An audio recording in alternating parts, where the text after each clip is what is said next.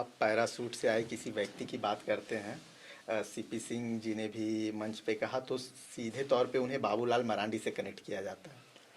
देखिए, ये मंच के भाषण और शब्दों का ये मैं इसे स्वीकार नहीं कर सकता हूँ। इस प्रकार की भाषा सार्वजनिक सभा में योग्य नहीं है। हालिया पूर्व मुख्यमंत्री मधु कोड़ा अब आपके साथ जुड़े हुए हैं, लेकिन जब वो बीजेपी में आते हैं तो पाक साफ हो जाते हैं। ये किस तरह का पैटर्न है? देखिए, हमारा प्रयास रहता है, एक सामाजिक संगठन का, एक राजनीतिक दल का भी ये रहता है कि अगर कोई गलत किया है तो उसको ठीक करने की मिशनरी भी कोई सामाजिक और राजनीतिक संगठन बने। जाने के बाद ऐसा महसूस हुआ कि देश में सांस्कृतिक राष्ट्रवाद के प्रखर को और तेज से जमीनी सतह पर ले जाना है, हर हिंदुस्तानियों के घर तक और हर हिंदुस्तानियों के दिल तक। इस लड़ाई की को और उस मुहिम को तेज करने में हम सब लोगों ने आंदोलन का स्वरूप लिया और उसमें मैं सौभाग्यशाली हूँ कि मैं भी एक आंदोलनकारी रहा कि उस नर्सरी से वो पौधे निकलते हैं जिसे राष्ट्रवाद कहते हैं। और कैसा राष्ट्रवाद? सांस्कृतिक राष्ट्रवाद, पूरे भारत को एकमय समझने वाला, अखंड भारत बनाने की कल्पना करने वाला। हम लोग कहते हैं टाटा हो या गुवाहाटी, रांची हो या गुवाहाटी, अपनी देश अपनी माटी। तो उन्होंने कहा कि जो संघ को फासिस्ट कहेगा तो सबसे पहला फासिस्ट जयप्रकाश नारायण। स्वर्गीय है, दुनिया में नहीं है, लेकिन हर दिन मेरे हृदय में है, आत्मा में। और हम सब, हमारे जैसा व्यक्ति समाज में जब काम करता है तो माँ हमेशा याद आती है और उनकी प्रेरणा याद आती है। तो अटल जी ने कहा कि ये कैसी आज़ादी है जहाँ अभी तक लोग भूखे मर रहे हैं। उसी में से एक व्यक्ति, ललित जी ने कहा कि आपका नाम अटल बिहारी। बोलो रुको रुको रुको, क्या बोले? अटल। तो मैंने मोराबादी मैदान में कहा है कि मेरी सरकार बनेगी तो अलग राज्य दूंगा, इसीलिए मैं आज फिर कह रहा हूँ कि मैं अलग राज्य देने के लिए अटल हूँ, क्योंकि मेरा नाम अटल बिहारी वाजपेयी। अरे गूंगी सरकार है, लंगड़ी सरकार है, जन विरोधी सरकार है, आदिवासी मूलवासी विरोधी सरकार है। उनके भ्रष्टाचार और घोटालों को लेकर के हमने सड़क पर उतरने का काम किया। बाद में विधानसभा में भी घेराव किया, लाठीचार्ज हुआ, टीयर गैस चला, गोली चल रही है, फायरिंग हो रही है, लेकिन भारतीय जनता पार्टी का कार्यकर्ता लाठी और गोली का सामना कर रहा था, क्योंकि विकसित झारखंड बनाने का संकल्प हमारे दिल और दिमाग में, क्योंकि ये राज्य अगर बना है तो अटल जी ने बनाया है। अटल जिस देश के प्रधानमंत्री नहीं रहते तो झारखंड अलग राज्य नहीं बनता। इसलिए हमने इस राज्य को बनाया, अटल जी ने बनाया, भाजपा ने बनाया। तो इसको विकसित करने का भी संकल्प भारतीय जनता पार्टी के एक एक कार्यकर्ता को ये दिल और दिमाग में रखने का काम किया। दीपक जी, जब आप प्रदेश अध्यक्ष बने तो राजनीति गलियारे में एक बात बहुत गूंजी कि आपको रिवॉर्ड किया गया है, क्योंकि उस समय बाबूलाल मरांडी जी बीजेपी में आए थे, आपके मित्र हैं, कि बाबूलाल मरांडी की बीजेपी में वापसी में आपकी महत्वपूर्ण भूमिका रही थी। इस चीज़ पे थोड़ा प्रकाश डालें। देखिए, हमारे बाबूलाल मरांडी लगभग बहुत ही पुराने मित्र हैं, साथ में काम किया है। आज ये नहीं, जब वो विश्व हिंदू परिषद में थे, हम विद्यार्थी परिषद के कार्यकर्ता थे और ऊपर खपड़े का घर था, नीचे माटी का। शादी के पहले मैं समय समाज को भी दे, संगठन को, लेकिन शादी के बाद भी समाज और संगठन को देने की ताकत हमारी पत्नी होती। विपक्ष का कोई नेता होना चाहिए। दोनों सुपर फ्लॉप है, जनता पहले भी इनको ठुकरा चुकी है। राजनीतिक विरासत किसने बेहतर संभाली, हेमंत सोरेन या तेजस्वी यादव? दोनों असफल नेताओं का नाम आप ले रहे हैं। देश का प्रधानमंत्री मोदी का उत्तराधिकारी आप किसे मानते हैं, योगी जी या अमित शाह जी को? वर्तमान में मोदी जी का पद खाली नहीं है।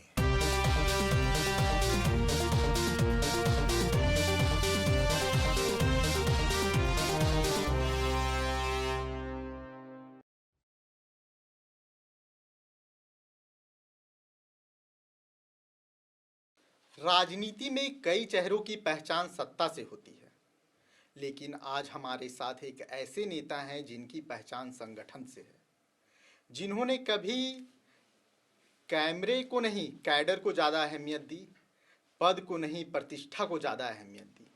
एक ऐसे नेता जिन्होंने पद से ज़्यादा संघर्ष का रास्ता चुना।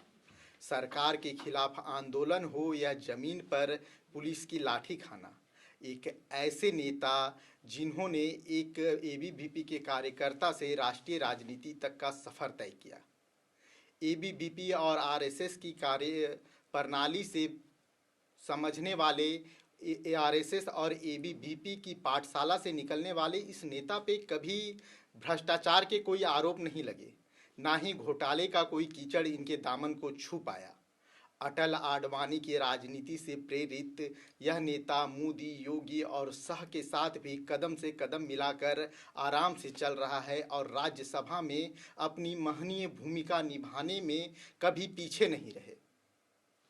जब पार्टी को इनकी ज़रूरत पड़ी झारखंड में, तो इन्हें झारखंड का कप्तान उस वक्त बनाया गया जब पार्टी झारखंड में हार का दंड झेल रही थी और पार्टी अंतर कलह से जूझ रही थी। इन्होंने अपनी इस भूमिका को भी बहुत आराम से और बहुत सरलता से निभाया।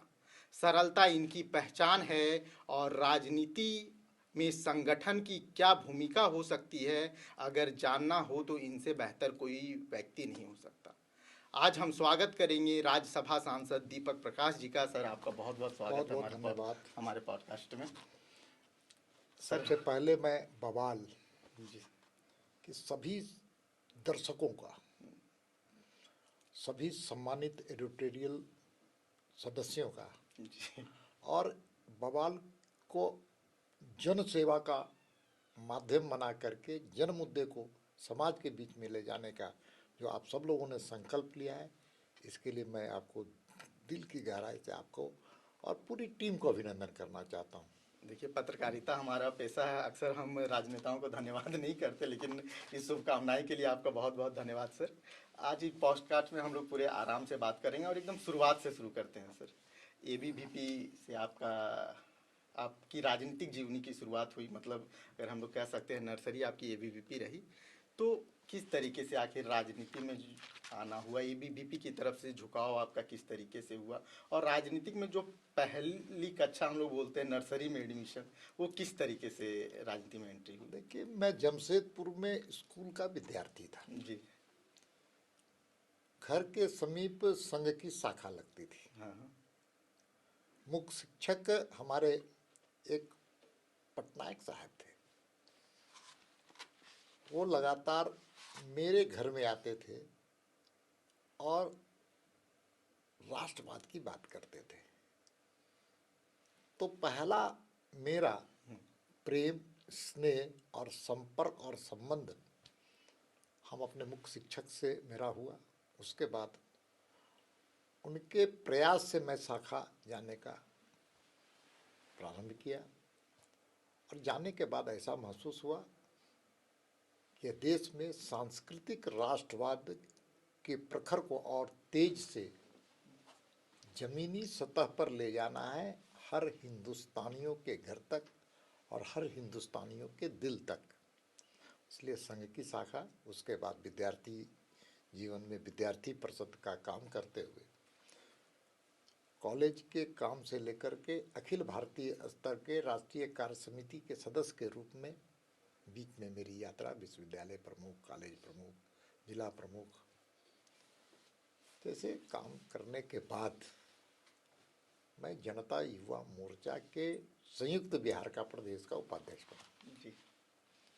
आनंद आया। और जब इस राज्य को बनांचल आंदोलन, अलग राज्य के मुद्दे पर भारतीय जनता पार्टी ने तय किया कि बनांचल से छोटनागपुर और संथाल परगना को एक अलग राज्य का दर्जा मिले। इस लड़ाई को और उस मुहिम को तेज करने में हम सब लोगों ने आंदोलन का स्वरूप लिया और उसमें मैं सौभाग्यशाली हूँ कि मैं भी एक आंदोलनकारी रहा। चाहे प्रेस के खिलाफ प्रेस बिल जगन्नाथ मिश्र लाए थे, उसके खिलाफ ही जेल जाने का। जब ये भी- द्वितीय राज्य भाषा के सवाल पर जब उर्दू को थोपा गया तो भी जेल जाने का काम। विधानसभा के अंदर जाकर के 180 दिन की पढ़ाई हो, एकेडमिक कैलेंडर की प्रकाशन हो, उसके लिए भी हम जेल जाने का काम किए। इसलिए जेल की यात्रा असम तक हम लोगों ने किया। और सच में मुझे फक्र है कि मैं आज जो हमने लक्ष्य तय किया था सांस्कृतिक राष्ट्रवाद का, उसको, उसके मसाल को आज भी लेकर के आगे बढ़ने का मैं काम कर रहा हूँ। एबीवीपी से जब आपने राजनीति की शुरुआत की, जब आप एबीवीपी में एक्टिव तौर पे आ गए थे, वो दौर कैसा था? उस समय की राजनीति किस तरीके से चलती थी? और जो आपके उस समय के दोस्त थे, अब उनसे कितना संपर्क में है?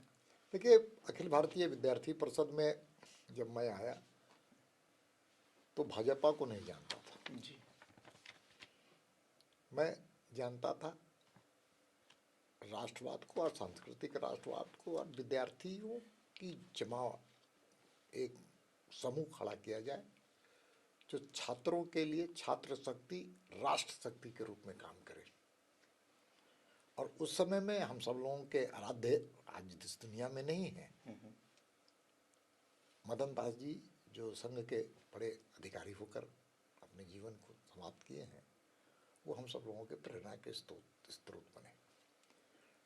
गोविंदाचार्य, के इन गोविंदाचार्य का नाम आपने सुना होगा। जी। वो भी हमारे लिए एक आराध्य, हम लोगों के साथ काम किया, उनके साथ मुझे काम करने का अवसर मिला। सुशील मोदी एक बड़े नेता थे, बड़े छात्र नेता नेता थे, थे। हाँ। वो भी आकर के हम सब लोगों को प्रेरणा देने का काम किया।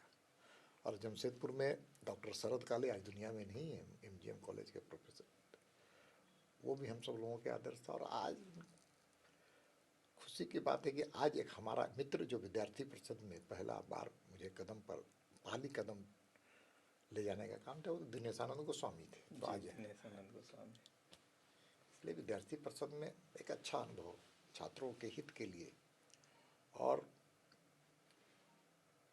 छात्र हित को सर्वोपरि मानते हुए हम सब लोग युगानुकूल शिक्षा कैसे हो, एकेडमिक कैलेंडर कैसा हो, परीक्षा में कदाचार नहीं हो, इस विषय पर हम सब लोगों ने फोकस करके काम करने का काम किया था। आज भी मैं अपने जीवन में जो भी बात के, कभी कदाचार, परीक्षा में कदाचार नहीं किया। जी। विद्यार्थी परिषद से आगे चलते हैं, आरएसएस तक पहुंचते हैं। आरएसएस ने आपकी राजनीतिक जीवन या फिर आपकी सोच, जो आप विश्लेषण या संगठन के, आप अच्छे खास संगठन में आपने बहुत काम किया, तो आरएसएस ने किस तरीके से आपको गढ़ने का काम किया? और आरएसएस को लेकर जो कई तरह के नैरेटिव्स चलाए जाते हैं इस देश में, हम दीपक प्रकाश से जानना चाहते हैं कि आखिर आरएसएस में होता क्या है? आरएसएस को लेकर इतनी बातें होती है कि अगर संगठन का नाम हो तो आरएसएस से बेहतर कोई संगठन नहीं है। जितना आप उस, जितने लोग हैं और जितनी डिसिप्लिन के साथ आरएसएस चलती है, तो आखिर आरएसएस की जो नर्सरी है, जिससे प्रधानमंत्री, मुख्यमंत्री, इतने बड़े बड़े मंत्री, दीपक प्रकाश जैसे बड़े नेता निकलते हैं, तो उस नर्सरी में आखिर होता क्या है? देखिए, उस नर्सरी से वो पौधे निकलते हैं जिसे राष्ट्रवाद कहते हैं। और कैसा राष्ट्रवाद? सांस्कृतिक राष्ट्रवाद। पूरे भारत को एकमय समझने वाला, अखंड भारत बनाने की कल्पना करने वाला। हम लोग कहते हैं टाटा हो या गुवाहाटी, रांची हो या गुवाहाटी, अपनी देश अपनी माटी। जी। ये एकात्मता का भाव है। उतना ही नहीं, हम अपने पुरातन चीजों को ध्यान में रखें। और ये देश कोई नया निर्माण होने वाला देश नहीं है, पुनः निर्माण के करने के लिए हम काम कर रहे हैं। और संघ, अनुशासन, राष्ट्रवाद, और कहा जा सकता है एक व्यक्ति को जीने की राह दिखाने वाला सामाजिक और सांस्कृतिक संगठन है, जो देश के हर आपदा, विपदा, युद्ध में भारत के लिए जीने और मरने की सीख देने वाला एकमात्र दुनिया का संगठन है। जो सबसे बड़ा संगठन है वो राष्ट्रीय स्वयंसेवक संघ है। और हम सब लोगों का प्रेरणा स्थल तो नहीं कहा तक, प्रेरणा का पुंज है वो। तो आरएसएस में जब आप लोग थे तो आप लोग की ट्रेनिंग वहाँ किस तरीके से होती थी, और क्या उस समय लगता था कि कभी राज्यसभा सांसद बनेंगे, कभी बीजेपी के झारखंड प्रदेश अध्यक्ष बन पाएंगे? देखिए, संघ की शाखा में हमारे जैसे नहीं, कई पीढ़ियां खप गई, कई पीढ़ियां खप गई। वो सत्ता के लिए काम करने वाला संगठन नहीं है, वह तो व्यक्ति निर्माण करने वाला संगठन है। व्यक्ति के माध्यम से समाज में परिवर्तन और समाज के माध्यम से व्यवस्था परिवर्तन, यही तो संघ का सोच है। व्यक्ति निर्माण, आदमी के कैरेक्टर में, ज्ञान में, शील में परिवर्तन का वो संवाहक है, वो फैक्ट्री है वो। और फक्र है इस बात का कि हम सब लोग राष्ट्रीय स्वयंसेवक संघ के स्वयंसेवक हैं।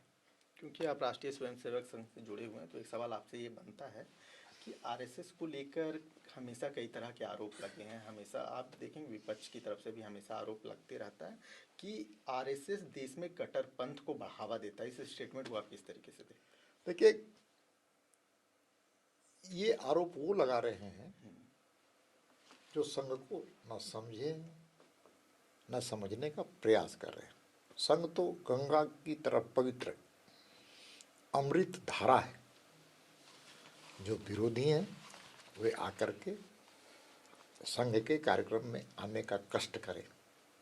मैं दावा करता हूं वो अपने विचार बदलेंगे।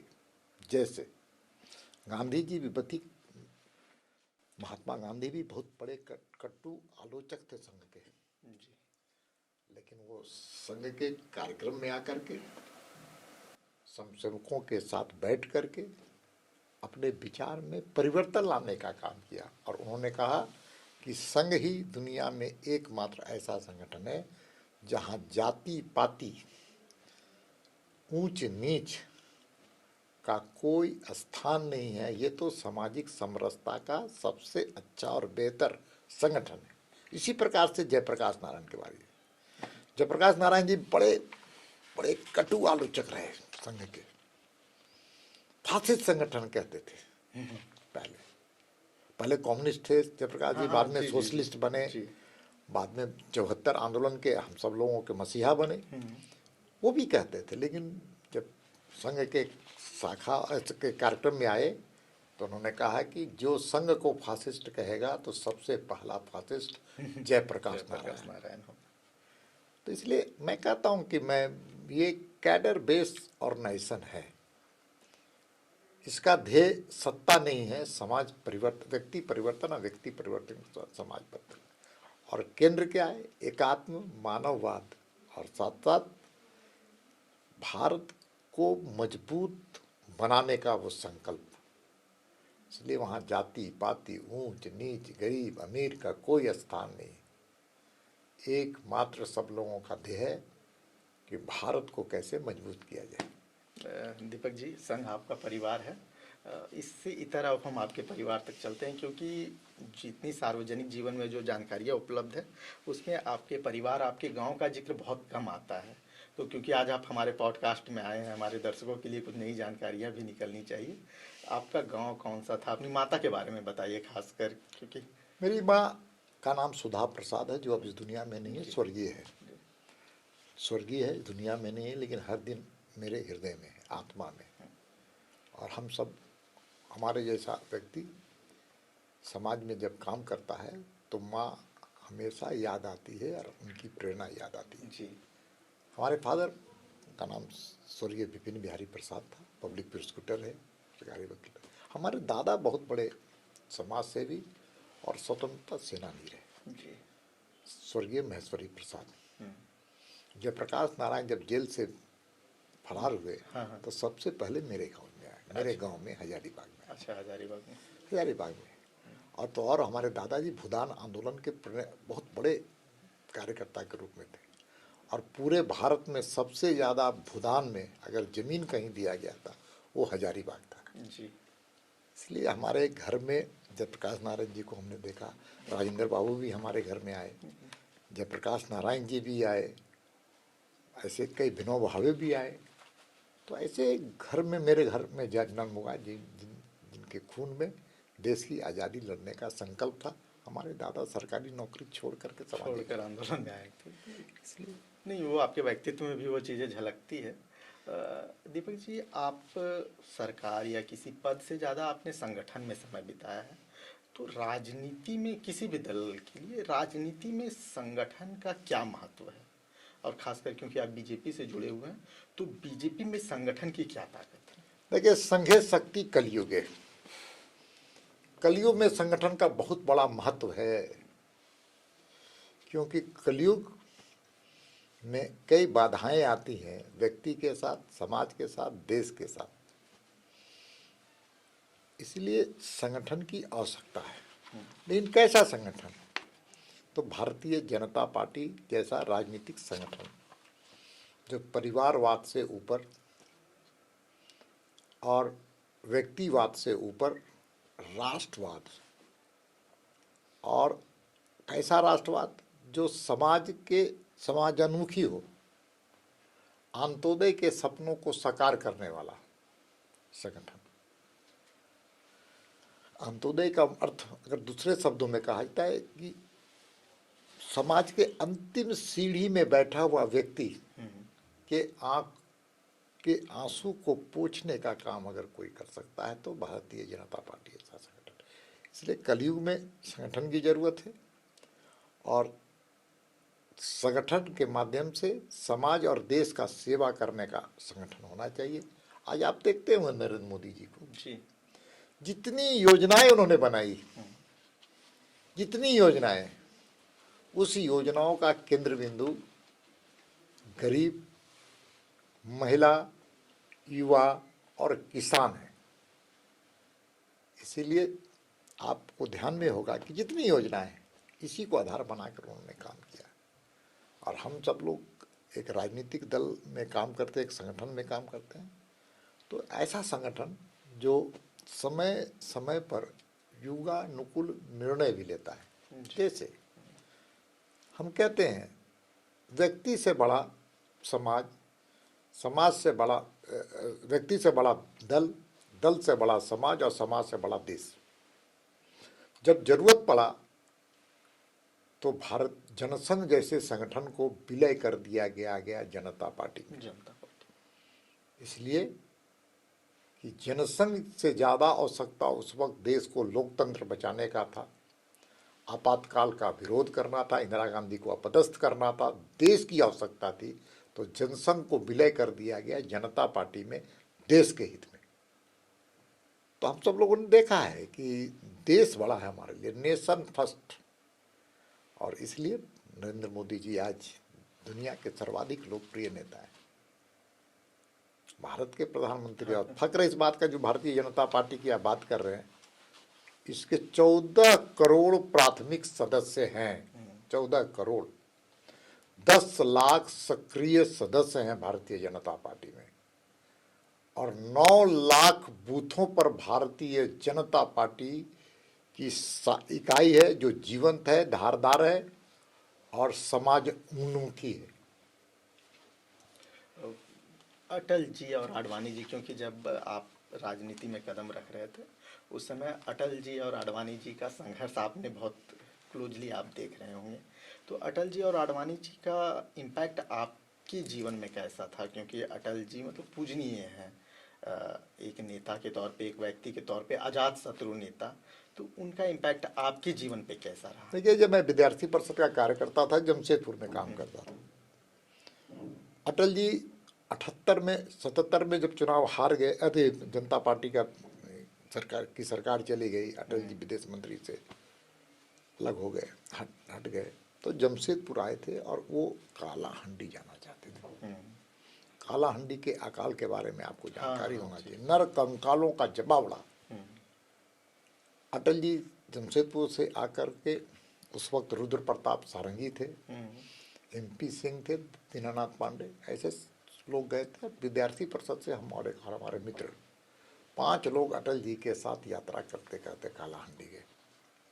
रास्ते भर अटल जी बड़ा विनोद प्रिय, हम सब लोगों को जलेबी, लड्डू, गुलगुला रास्ते में मिल रहा था, जो यहाँ का गुलगुला खिलाते गए। लेकिन जब वहाँ पहुँचे वहाँ का दृश्य देखे अटल जी तो उनके आंखों में आंसू, रात का भोजन नहीं किए,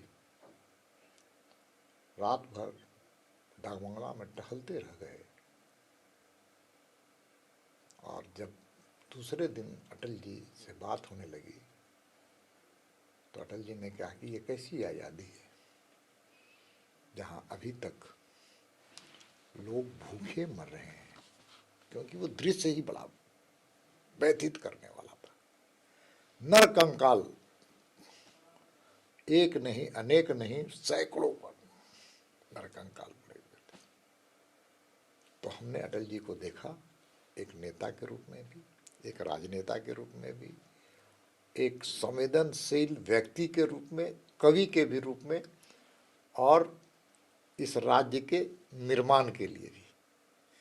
यहाँ पर उन्होंने, जब वो विपक्ष के नेता थे, इसी मोरहाबादी मैदान में उन्होंने कहा कि हमारी सरकार बनेगी तो हम अलग राज्य देंगे जी। उन्होंने कहा था। जब केंद्र में अटल जी की सरकार बन गई तो दुखा भगत थे प्रदेश अध्यक्ष। तो दुखा जी, हम लोग सब बैठे और उन्होंने कहा कि भाई सब कोई चला जाए वहाँ, उनको स्मरण कराया जाए कि आप यहाँ आए थे तो आपने कहा था कि हम अलग राज्य देंगे जब हमारी सरकार बनेगी। हम दुखा भगत जी और यहाँ के 3 सांसद, ललित राव जी भी थे उस वक्त सांसद, सब उनके पास गए। प्रधानमंत्री से मिलने के लिए पार्लियामेंट का चेम्बर था। जब मिले तो हम लोगों ने कहा कि आपको स्मरण कराने के लिए आए हैं कि आपने कहा था मोरहाबादी मैदान में कि हमारी सरकार बनेगी मैं तो हम अलग राज्य देंगे, अब तो समय हो चुका है आपको घोषणा। तो उन्होंने कहा कि मेरा नाम क्या है। हम सब लोग चौंके। फिर उन्होंने कहा कि मेरा नाम बताओ। फिर हम लोगों ने मौन साधा। फिर तीसरे बार तुमको बताना ही पड़ेगा कि हाँ हमारा नाम क्या है। उसी में से एक व्यक्ति, ललित जी ने कहा कि आपका नाम अटल बिहारी। बोलो रुको रुको रुको, क्या बोले? अटल। तो मैंने मोरहाबादी मैदान में कहा है कि मेरी सरकार बनेगी तो अलग राज्य दूंगा, इसीलिए मैं आज फिर कह रहा हूँ कि मैं अलग राज्य देने के लिए अटल हूँ, क्योंकि मेरा नाम अटल बिहारी वाजपेयी है। तो ऐसे कई स्मरण है, एक नहीं अनेकों स्मरण है उनके साथ। अडवाणी जी के साथ स्मरण है, अडवाणी जी की यात्रा के संदर्भ में स्मरण है। उनके साथ भी मुझे रहने का अवसर मिला। वो तो देवतुल्य हैं। और अटल जी हों, अडवाणी जी हों, उन्होंने पार्टी को सैद्धांतिक अधिष्ठान को आगे बढ़ाने का काम किया, पार्टी के जनाधार को बढ़ाने का आगे काम कर किया, कार्यकर्ता के निर्माण की प्रक्रिया को प्रखरता के साथ आगे बढ़ाने का काम किया। और उसी को तो मोदी जी आगे बढ़ा रहे हैं, नरेंद्र मोदी जी उसी को आगे बढ़ा रहे हैं। जो अटल जी की सरकार में अटल जी ने किया, उसी रास्ते को तेजी से आगे बढ़ाने वाला व्यक्ति और व्यक्तित्व का नाम नरेंद्र मोदी जी। कट्टू 2020 अब हम आते हैं। अटल आडवाणी के शिष्य दीपक प्रकाश झारखंड बीजेपी के कप्तान बनते हैं, और वो भी उस दौर में जब 2019 विधानसभा चुनाव में भारतीय जनता पार्टी को करारी हार झेलनी पड़ती है। मुख्यमंत्री रहे रघुवर दास भी चुनाव हार जाते हैं। वो इस विकट परिस्थिति में भारतीय जनता पार्टी अपने संगठन के सबसे मजबूत सिपाही को चुनती है। पार्टी में कई अंतर्कलह थे, आरोप प्रत्यारोप का दौर चल रहा था उस समय। पार्टी, क्योंकि आप संगठन से आए थे और आप प्रदेश अध्यक्ष बने थे, पार्टी के सामने सबसे मुख्य चुनौतियां क्या थी? किस तरीके से आप उससे लड़कर, क्योंकि एक तो पार्टी चलाना, सड़क पे आंदोलन करना, आपसी नेताओं, जो बड़े नेता थे उनमें तालमेल बैठाना, कई तरह की चुनौतियां थी। कि जब मैं प्रदेश का अध्यक्ष बना तो मेरे सामने 2 चुनौतियां थी। पहली चुनौती कोरोना का था। कोरोना का वेव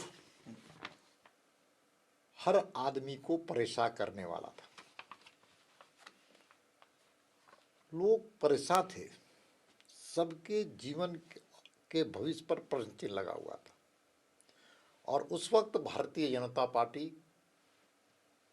के प्रदेश अध्यक्ष होने के नाते मैंने सेवा ही संगठन है के माध्यम से कार्यकर्ताओं को प्रेरित करते हुए समाज में जो संकट आया है उसको चुनौतियों के रूप में स्वीकार करना और घर घर तक अनाज, घर घर तक दवाई, और जिन लोगों को ऑक्सीजन की ज़रूरत पड़े तो ऑक्सीजन दिलाने का काम, और साथ में स्वच्छता अभियान चलाना। ऐसे कई कार्यक्रम हमने बनाया और उसको सफलतापूर्वक मेरे देवतुल्य कार्यकर्ताओं ने किया। मैं एक उदाहरण देना चाहता हूँ, आपके पास समय का अभाव होगा। मैं इसी रांची में घूम रहा था तो एक गांव है जाड़ी, मैं उसके पास गया और कहा कि जो आपके पास अनाज है उसमें से कुछ कटौती करते हुए गरीब भाइयों के लिए देने का काम कीजिए, पैकेट बना के दीजिए। एक घर के आगे से मैं गुजर रहा था तो पीछे से उसने मुझे बुलाया और कहा कि मैं रिक्शा चलाता हूँ, मेरे पास 1 किलो चावल है, और उसने 1 किलो चावल देने का काम किया मेरे मना करने के बाद। बोला मैं 2 दिन तक भूखा रह सकता हूँ क्योंकि मैं अभ्यास मेरा है, अभ्यस्त हूँ, लेकिन जिनके पास अभ्यास नहीं है, अभ्यस्त नहीं है भूखे रहने का, उसके लिए मैं चावल दे रहा हूँ। मुझे उसकी बातें, उसके चेहरे आज भी मेरे हृदय में हैं। तो उस चुनौतियों को हम सब लोगों ने समझा और उसको अवसर के रूप में काम। ये दूसरी चुनौतियाँ थी, हम चुनाव हारे थे जिसका आपने उल्लेख किया है। हार का सदमा कार्यकर्ताओं पर सबसे ज्यादा होता है, नेताओं से ज्यादा सदमा कार्यकर्ताओं पर होता है। मेरे मन में आया कि मैं प्रदेश का अध्यक्ष हूं, बड़े भाई की भूमिका अदा करते हुए कार्यकर्ताओं के मन को बड़ा करना, उनके दिल को जीतना और उनके उत्साह और ऊर्जा को बढ़ाना। कोरोना के कालखंड में मैंने पूरे प्रदेश में यात्रा की, कोई प्रेस कॉन्फ्रेंस नहीं, कोई सम्मेलन नहीं, कोई भाषण करने का भी शौक नहीं। मैं तो ये चाह करके उन कार्यकर्ताओं को से दिल मिलाने का काम किया जिन कार्यकर्ताओं के बदौलत पर भारतीय जनता पार्टी दुनिया की सबसे बड़ी पार्टी बनी। गले से गले मिले बूथ के कार्यकर्ताओं के, मंडल के कार्यकर्ताओं से, और उनके उत्साह को सबसे पहले मैंने सोचा कि पहला इनका उत्साह बढ़ाने का काम किया जाए कि Bharatiya Janata party cadre base मास ऑर्गेनाइजेशन है। अगर कैडर का उत्साह खत्म हो गया तो जनता के पास कौन जाएगा, कैसे पार्टी आगे बढ़ेगी। इसलिए कार्यकर्ताओं का दिल जीतने का काम किया, कार्यकर्ताओं को के साथ भाई के रूप में खड़ा होने का काम किया, और एक एक कार्यकर्ता को लगा कि मैं प्रदेश अध्यक्ष हूं। और इसी आधार पर उसके बाद जब कार्यकर्ताओं का उत्साह और ऊर्जा बढ़ा तो उसके बाद यहाँ की जो बहरी सरकार है, गूंगी सरकार है, लंगड़ी सरकार है, जन विरोधी सरकार है, आदिवासी मूलवासी विरोधी सरकार है, उनके भ्रष्टाचार और घोटालों को लेकर के हमने सड़क पर उतरने का काम किया। और ऐसा संघर्ष हर प्रखंड कार्यालय में एक नहीं अनेकों बार धरना, कई बार धरने हुए थे उस समय। हर एक प्रखंडों में धरना चल रहा है, किसानों के सवाल पर, नौजवानों के सवाल पर, महिलाओं के सवाल पर। बाद में विधानसभा में भी घेराव किया, लाठीचार्ज हुआ, टीयर गैस चला, गोली चल रही है, फायरिंग हो रही है, लेकिन भारतीय जनता पार्टी का कार्यकर्ता लाठी और गोली का सामना कर रहा था, क्योंकि विकसित झारखंड बनाने का संकल्प हमारे दिल और दिमाग में, क्योंकि ये राज्य अगर बना है तो अटल जी ने बनाया है। अटल जिस देश के प्रधानमंत्री नहीं रहते तो झारखंड अलग राज्य नहीं बनता। इसलिए हमने इस राज्य को बनाया, अटल जी ने बनाया, भाजपा ने बनाया, तो इसको विकसित करने का भी संकल्प भारतीय जनता पार्टी के एक एक कार्यकर्ता को ये दिल और दिमाग में रखने का काम किया। दीपक जी, जब आप प्रदेश अध्यक्ष बने तो राजनीति गलियारे में एक बात बहुत गूंजी कि आपको रिवॉर्ड किया गया है, क्योंकि उस समय बाबूलाल मरांडी जी बीजेपी में आए थे, आपके मित्र हैं, कि बाबूलाल मरांडी की बीजेपी में वापसी में आपकी महत्वपूर्ण भूमिका रही थी। इस चीज़ पे थोड़ा प्रकाश डालें। देखिए, हमारे बाबूलाल मरांडी लगभग बहुत ही पुराने मित्र हैं, साथ में काम किया है। आज ये नहीं, जब वो विश्व हिंदू परिषद में थे, हम विद्यार्थी परिषद के कार्यकर्ता थे, और ऊपर खपड़े का घर था, नीचे माटी का जमी था, उसी में हम लोग दरी बिछा करके सोया करते थे, स्टोव जला करके खिचड़ी बना करके हम लोग एक साथ खाया करते थे। संसाधन का अभाव था, लेकिन हम सब लोग मिल करके अपने विचारों को लेकर के सैद्धांतिक अधिष्ठान को लेकर उस वक्त कोई न संगठन था बहुत बड़ा, ना कोई हमारे पास संसाधन था। तो एक साथ विद्यार्थी परिषद और विश्व हिंदू परिषद का कार्यालय भी एक था, कमरे भी एक थे, यही चर्च रोड के अंदर। इसलिए हमारा संबंध उनके साथ आत्मीय रहा। बाद के कालखंड में जब वो भाजपा में प्रदेश अध्यक्ष वनांचल समिति के बने तो मैं मंत्री बना, महामंत्री बना, मंत्री बना, और उनके साथ भी काम करने का अनुभव पुराना रहा। सरकार में जब आए तो सरकार में भी हम सब लोग उनके साथ रहे। दुर्भाग्य से वो अलग राह पकड़े, तो इच्छा तो जरूर थी कि भारतीय जनता पार्टी में आए, सब मिलकर के हम लोग फिर से काम करें और इस राज्य में संगठन को मजबूत करें। जब बाबूलाल मरांडी, क्योंकि अब वो बीजेपी में आ गए, आज के दौर में आपके संबंध कैसे हैं? मधुर हैं, अच्छे संबंध हैं। मैं ऐसा व्यक्ति हूं कि सबके साथ मेरे अच्छे और मधुर संबंध हैं जी। मेरे साथ रघुवर दास जी के बहुत अच्छे संबंध हैं, अर्जुन मुंडा जी के साथ भी अच्छे संबंध है, बाबूलाल मरांडी जी के साथ भी अच्छे संबंध है, मधु कोड़ा जी तो के साथ बहुत ही पुराने संबंध है, और अभी हमारे साथ अभी पूर्व मुख्यमंत्री चंपई सोरेन जी हैं, उनसे भी अच्छे संबंध है। नेताओं की तो बहुत बात छोड़ दीजिए, हर कार्यकर्ताओं से मेरा स्नेह, मित्र, वर भाव से मेरे संबंध है। मैं सुबह जब उठता हूं तो ये प्रयास करता हूं कि जो हमने समाज में कमाया, जो हमारी पूंजी है, वो कार्यकर्ताओं की पूंजी है। कोई ऐसी बात मुंह से ना निकले कि कोई कार्यकर्ता छूट जाए, कोई रूठ जाए और हमारी पूंजी कम हो जाए। जी। इसी कड़ी में एक और सवाल पूछ ही लेते हैं। आदित्य साहू नए प्रदेश अध्यक्ष बने हैं, आप क्योंकि आप संगठन से जुड़े रहे हैं, झारखंड बीजेपी को किस तरीके से आदित्य साहू जी के आने से लाभ होगा? बहुत ही लाभ होगा, अच्छा लाभ होगा। वह आदित्य साहू जी लगातार अपनी जीवन की राजनीतिक यात्रा बहुत ही बूथ अध्यक्ष के रूप में शुरू किया, जिला अध्यक्ष के रूप में, हमारे प्रदेश के उपाध्यक्ष के रूप में, प्रदेश के महामंत्री के रूप में। उनकी भूमिका बहुत अच्छी और शानदार और जानदार रही। मैं कहता हूं कि वो कार्यकर्ताओं के बीच के निकले हुए प्रदेश अध्यक्ष, कोई पैराशूट से आया हुआ अध्यक्ष नहीं है अपना। यही तो अपने पार्टी की खूबसूरत पहलू है कि कौन कार्यकर्ता प्रदेश अध्यक्ष और राष्ट्रीय अध्यक्ष बन जाएगा वह कोई नहीं जानता, कि सिर्फ उसको अपने काम और काम के प्रति तड़प, समर्पण और लक्ष्य को प्राप्त करने का जज्बा हो।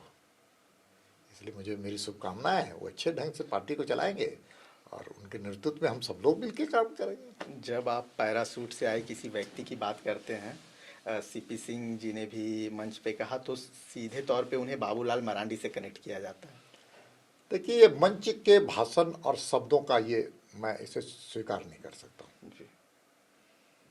इस प्रकार की भाषा सार्वजनिक सभा में योग्य नहीं है, ये हमारे स्वभाव के अनुकूल नहीं है। फिर भी मैं कह रहा हूँ, व्यक्ति को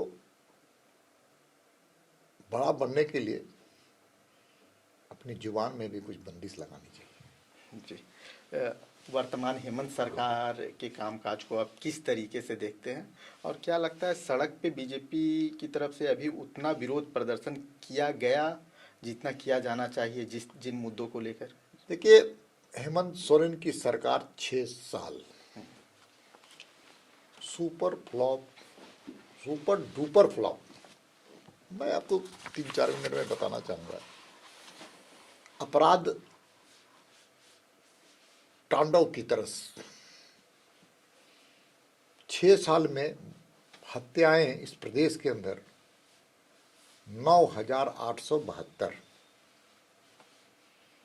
बलात्कार 9,260, अपहरण 10,000 से ऊपर अपहरण की घटनाएं घटी। आपराधिक मामले जो दर्ज हैं इनके 6 साल में 3,80,000। ये बताता है कि इस प्रदेश की स्थिति क्या है। किसी बच्चे का अगवा कोई समाज का लोग अगर पकड़ के ला करके पहुंचाता है पुलिस थाने में, तो एसपी से लेकर डीआईजी से लेकर डीजीपी अपना पीठ थपथपा रहे हैं। बजरंग दल हम लोग स्पष्ट बोलेंगे सर, हमने खबर चलाई है एकदम स्पष्ट हम लोग बोलेंगे इसलिए मेरा कहना है, कितना दुर्भाग्य है। हाँ। समाज करे, बजरंग दल करे, विद्यार्थी परिषद करे, या कोई भी करे, पुलिस को कहना चाहिए कि हम लोगों ने हम वो लाया और मैं सुपुर्द किया उसके परिवार को। कितना दुर्भाग्यपूर्ण है। जी।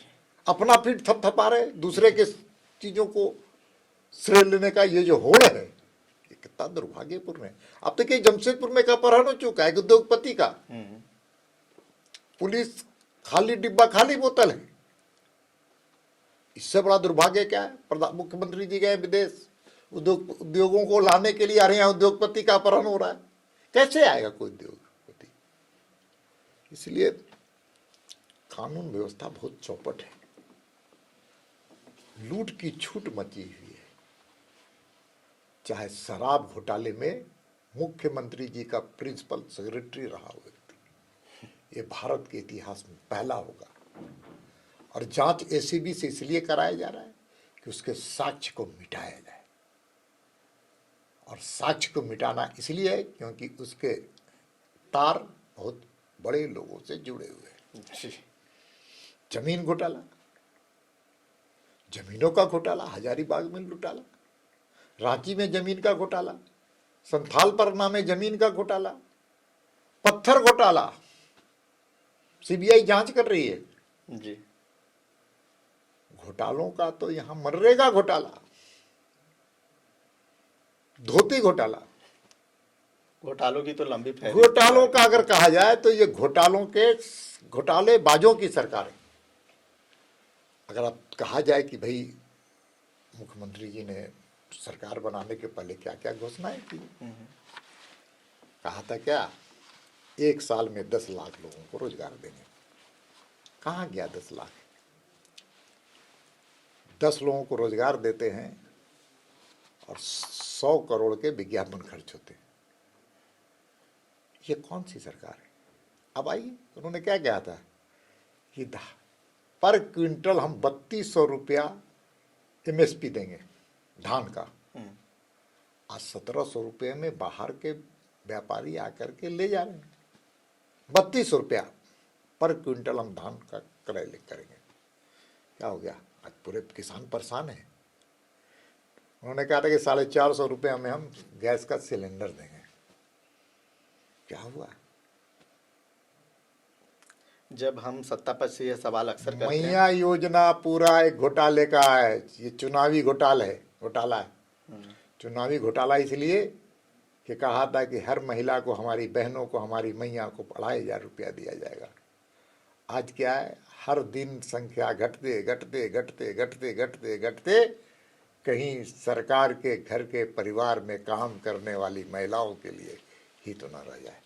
नहीं, अक्सर जब हम सत्ता पक्ष से इस चीज रोजगार को लेकर सवाल करते हैं, क्योंकि रोजगार झारखंड का सबसे अहम मुद्दा है, हमने लगातार सवाल उठाया, हम लगातार सवाल पूछते भी हैं। कभी मुख्यमंत्री जी या कोई भी मंत्री माइक के सामने आ जाए, एक तो हमें जेएमएम से शिकायत रहती है कि नेता इस तरह से बैठते नहीं हैं हमारे साथ, तो उनका अक्सर ये इसका जवाब ये रहता है कि केंद्र सरकार से भी आप सवाल पूछिए, मोदी जी ने भी तो इतनी नौकरियों का वादा किया था, वो नौकरियां कहाँ हैं, आप लोग सिर्फ हमसे सवाल करते हैं।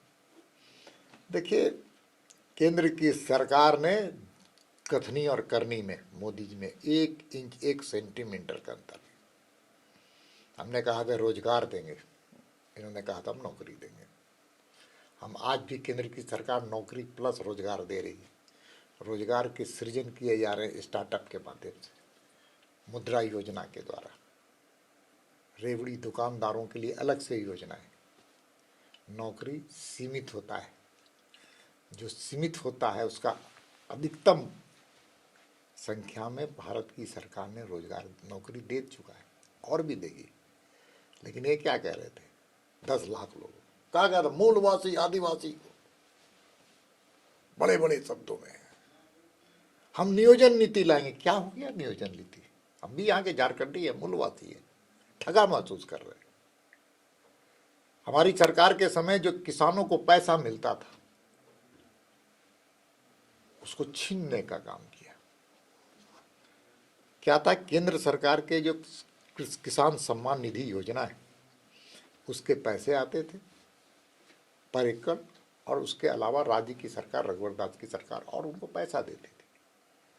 इन्होंने क्या किया कि हम 7400 देंगे, काहे को देंगे, जो मिलता था वो भी नहीं मिल पा रहा है, इससे दुर्भाग्य हो गया होगा। इन्होंने कहा था कि प्रधानमंत्री गरीब कल्याण योजना के तहत 5 किलो अनाज मिलता है, हम 7 किलो देंगे, 7 किलो। और आज आपको जान करके आश्चर्य होगा कि प्रत्येक लाभार्थी को 4 किलो मिल रहा है।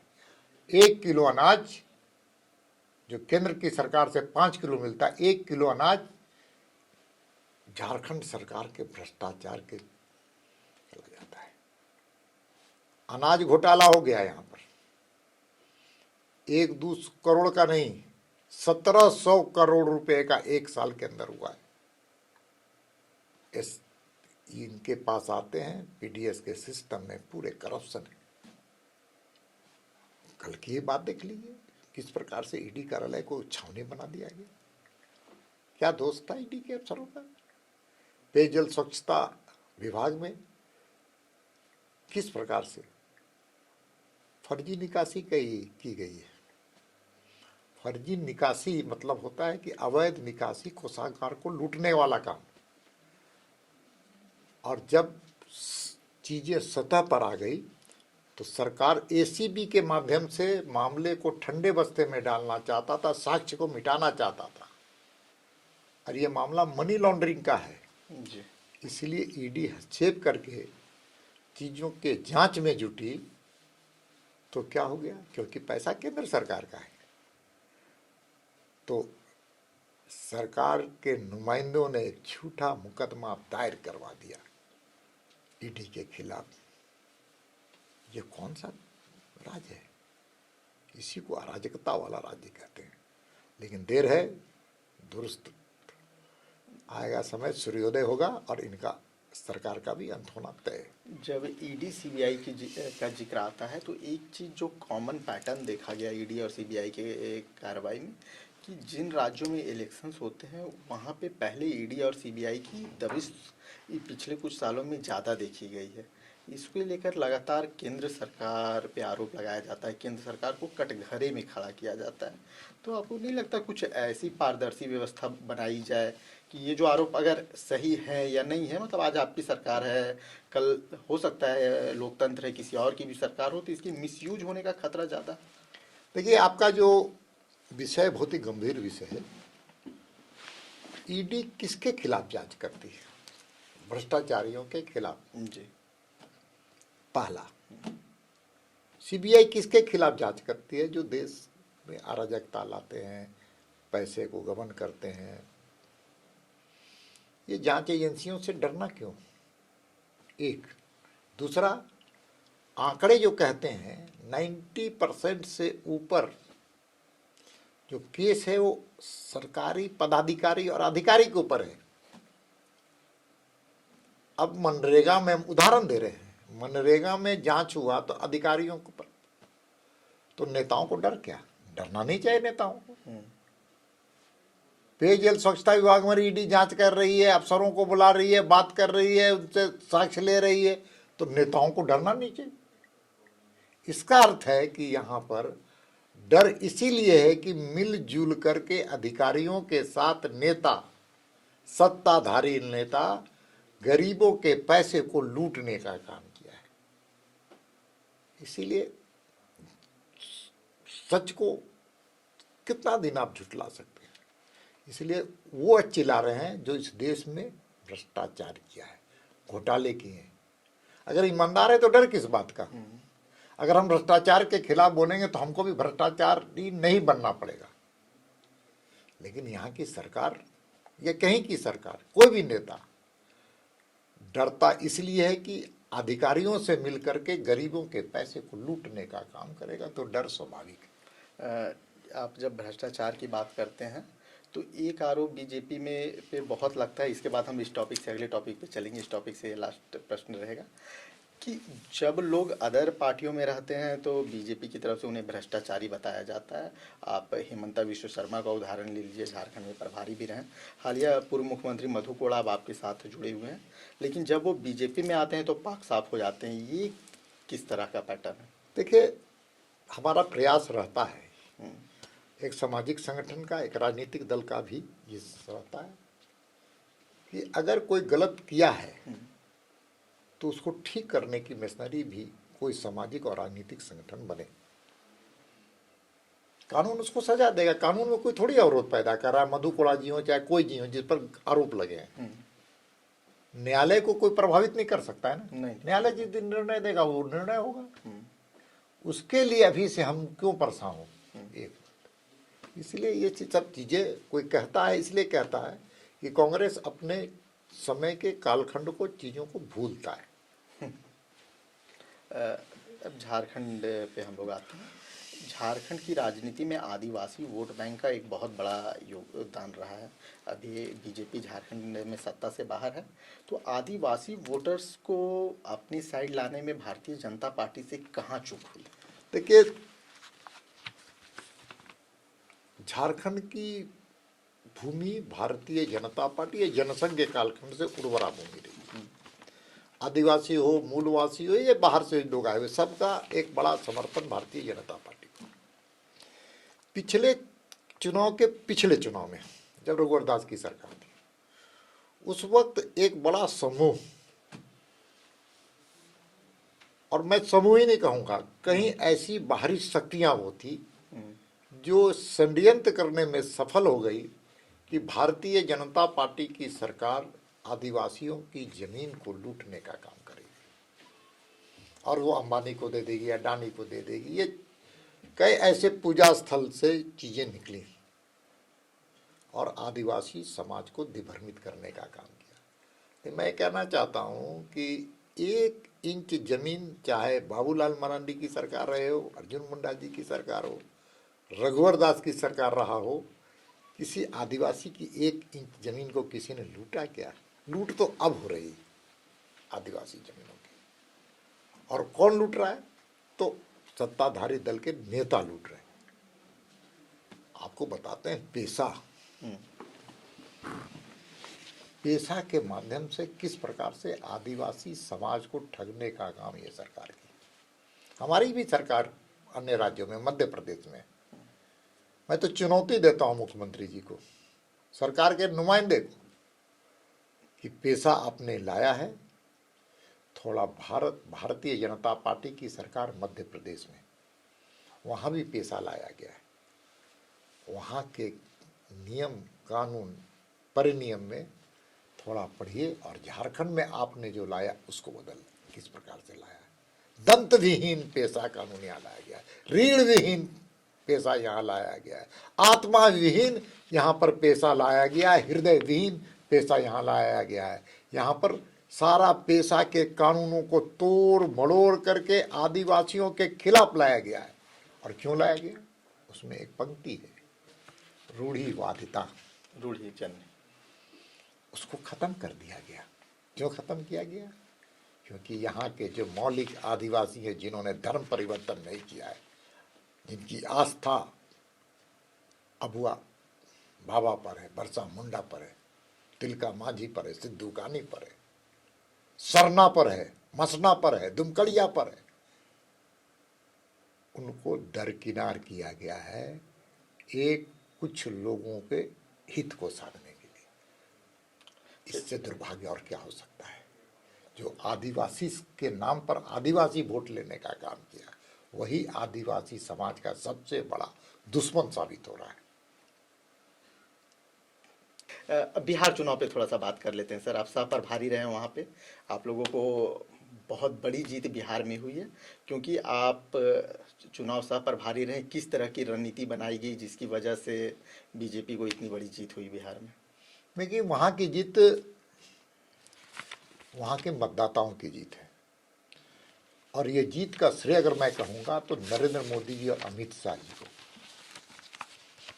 नरेंद्र मोदी जी का नेतृत्व चुनाव के घोषणा के पहले कार्यक्रमों का श्रृंखला खड़ा कर दिया, एक वातावरण निर्माण करने का काम किया, महिला सशक्तिकरण, युवा सशक्तिकरण, किसानों के बारे में, नौजवानों के बारे में प्रधानमंत्री जी ने एक समा बांधने का काम किया। तो दूसरे तरफ अमित शाह जी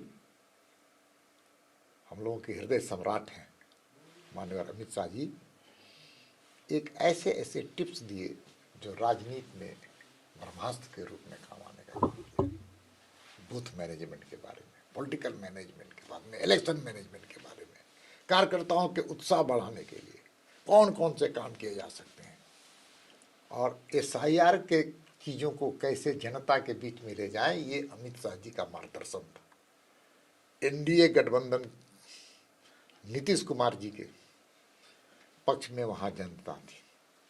और मैं आपको सच बताता हूँ, राहुल गांधी वहाँ गए थे, राहुल जी ने यात्रा किया, यात्रा उनके सहयोगी के रूप में अपने तेजस्वी यादव थे, दोनों की यात्रा निकली। और किस विषय पर निकली? SIR पर। और उनके पीछे कौन लोग थे? कई ऐसे NGO जिसको बिहार से कोई मतलब नहीं था। वो लोग हैं जो राष्ट्र विरोधी शक्तियों के साथ सुर मिलाते हैं, वो शक्तियाँ उनके साथ थी। जनता ने समझा। राहुल गांधी कई बार तालाबों में स्विमिंग पूल करने का भी काम किया कि आम जनता मुझे पसंद करे। मोटरसाइकिल में भाई बहन की यात्रा भी हो गई, अपने तो हिट हो गए और सुपर फ्लॉप कर गए तेजस्वी यादव। और कुल मिलाकर के SIR के मामले में फिसड्डी साबित हुई, क्योंकि जनता SIR के पक्ष में है। बांग्लादेशी घुसपैठियों को गबनिया पासपोर्ट के माध्यम से बांग्लादेश भेजना चाहती है। इसलिए जनता नीतीश कुमार जी, डबल इंजन की सरकार, मोदी जी के काम को के पक्ष में अपना EVM मशीन में ताकत देने का काम किया। आपके माता पिता की बात हुई, क्योंकि आपका राजनीतिक सफ़र बहुत लंबा रहा है। इस राजनीतिक सफ़र में आपकी अर्धांगिनी, आपकी पत्नी का क्या योगदान रहा? क्योंकि राजनीति में आने के बाद, एक सार्वजनिक जीवन में आने के बाद परिवार के लिए बहुत कम समय निकाल पाते हैं। देखिए, हमारी शादी पटने में हुई। वो लोग पूर्णिया के रहने वाले हैं, लेकिन झारखंड के बोकारो में दुगदा में उनकी पढ़ाई लिखाई हुई। उनके फादर भी BCCL में थे। शादी के पहले मैं समय समाज को भी दे, संगठन को, लेकिन शादी के बाद भी समाज और संगठन को देने की ताकत हमारी पत्नी थी। भारतीय जनता पार्टी में काम कैसे किया जाए, ये मेरे मन में कभी कभी प्रश्न उठते थे शादी के समय में।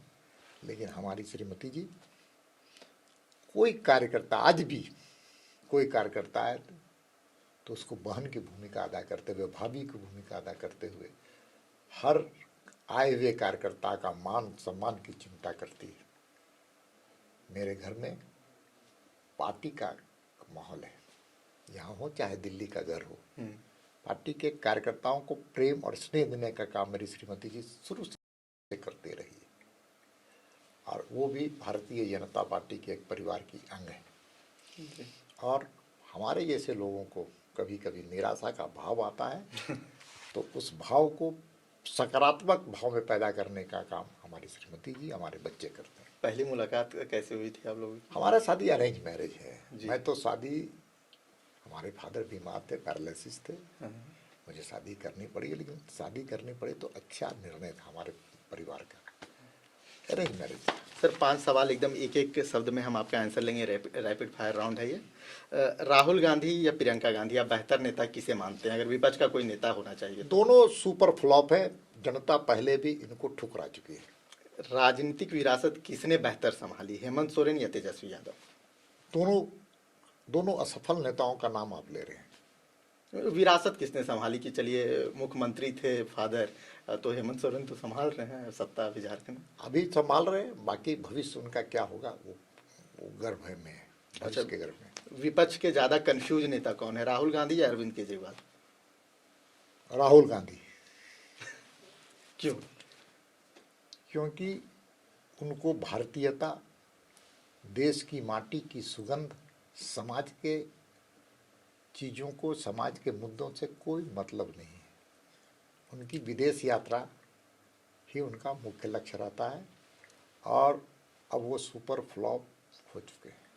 एक नेता जो बनना चाहते हैं, जो युवा नेता बनना चाहते हैं, उनके लिए क्या ज़्यादा महत्वपूर्ण है, भाषण या संगठन? सबसे पहले हर राजनीतिक कार्यकर्ता को सामाजिक कार्यकर्ता होना चाहिए। समाज के दर्द को अपना दर्द समझे, उसके बाद राजनीतिक क्षेत्र में आए, तब राजनीतिक क्षेत्र में समाज के दर्पण को लेकर वो काम कर सकता है। आपके दिल के सबसे करीब कौन सा खेल है, क्रिकेट, हॉकी या फुटबॉल? मैं क्रिकेट का प्लेयर रहा हूँ, अच्छा प्लेयर रहा हूँ। आज भी मेरे हाथ में बल्ले आते हैं तो मैं अपने जवानी के दिनों के शॉट खेलता हूँ। बीजेपी की सबसे बड़ी ताकत क्या है, नेतृत्व या अनुशासन? नेतृत्व, अनुशासन युक्त, यही है भाजपा। देश का प्रधानमंत्री मोदी का उत्तराधिकारी आप किसे मानते हैं, योगी जी या अमित शाह जी को? वर्तमान में मोदी जी का पद खाली नहीं है और मोदी जी हमेशा के लिए हम सब लोगों के लिए प्रधानमंत्री के रूप में रहे, ये हम सब लोगों की कामना है। हमसे बात करने के लिए बहुत बहुत धन्यवाद सर। आपको भी बहुत ढेर सारी शुभकामनाएं। खबर का मतलब बवाल न्यूज, हमारे चैनल को सब्सक्राइब जरूर करें।